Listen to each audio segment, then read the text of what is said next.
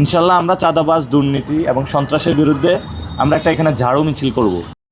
গণতন্ত্রের বিপক্ষে যাবেন না, উনি গণতন্ত্রের দিকেই থাকেন। সর্বশেষ একটা তথ্য জানতে চাই, সেটা হচ্ছে আব্বাস সাহেব বলছে তিনিও চাঁদাবাজ দূর করবে এই আসন থেকে, আপনিও বলছেন চাঁদাবাজ দূর করবে, চাঁদাবাজিটা করে কে? ব্যাপারটাতে পজিটিভ। আপনারা একটু শাহজাহানপুরে কাঁচা বাজারে খোঁজ নেবেন, কারা এগুলা করে, মাছ বাজারগুলা কারা বসায়, সবজি বাজারগুলা কারা বসায়, ফুটপাতগুলা কারা বসায়, এগুলো একটু খোঁজ নেবেন। স্কুল কমিটি কারা দখল করেছে, গণপূর্তের টেন্ডার কারা দখল করেছে। তো উনি যদি দূর করতে চায়, ওনার প্রথমে ঘর থেকে এটা শুরু করতে হবে। ইনশাল্লাহ আমরা চাঁদাবাজ, দুর্নীতি এবং সন্ত্রাসের বিরুদ্ধে আমরা একটা এখানে ঝাড়ু মিছিল করব। এই ঝাড়ু মিছিলে আমরা দুর্নীতি, চাঁদাবাজ, যারা সন্ত্রাসী রয়েছে ওদেরকে ধিক্কার জানাবো। কয়েকদিন পরে আমরা ঝাড়ু মিছিলটা করব। তো অনেকেই আমাকে একটা প্রশ্ন করছে যে আমি শুধু চাঁদাবাজের বিরুদ্ধে নাকি বলে যাচ্ছি, আমরা কি করব সেটা নাকি বলছি না। আমরা বাংলাদেশের স্বাস্থ্য ব্যবস্থা করতে চাই, বাংলাদেশের শিক্ষা ব্যবস্থা করতে চাই।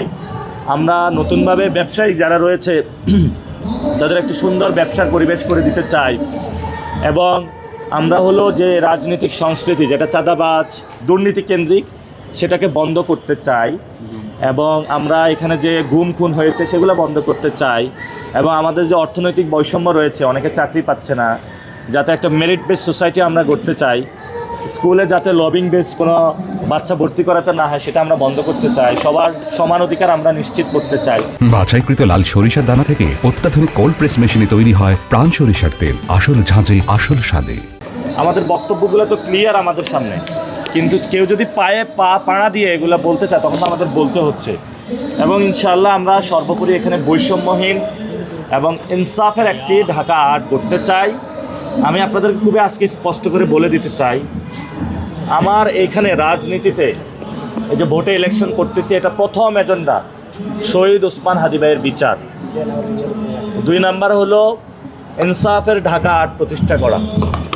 3 নাম্বার হলো পুরো বাংলাদেশ থেকে ঢাকা আর্টে রোগীরা আসে, আমরা পুরো বাংলাদেশ থেকে যারা রোগীরা এখানে চিকিৎসা নিতে আসে তাদের জন্য একটি সুন্দর ব্যবস্থা করে দেব।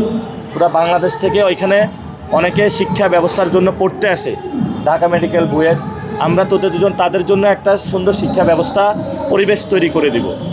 এখানে মতিঝিল রয়েছে ফাইন্যান্সিয়াল হাউস, আমরা এটাকে নতুনভাবে গড়ে তুলব যাতে বাংলাদেশের ফাইন্যান্সিয়াল হাউসগুলো নতুনভাবে গড়ে ওঠে এবং সুন্দর একটা স্ট্রাকচারের মধ্যে চলে আসে।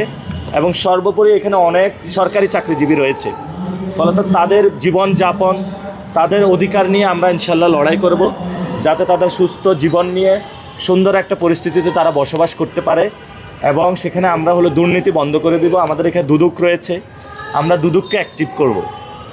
আমরা এখানে আর অনেকগুলো প্রতিষ্ঠান রয়েছে, বিভিন্ন প্রতিষ্ঠানের স্বায়ত্তশাসন দিব।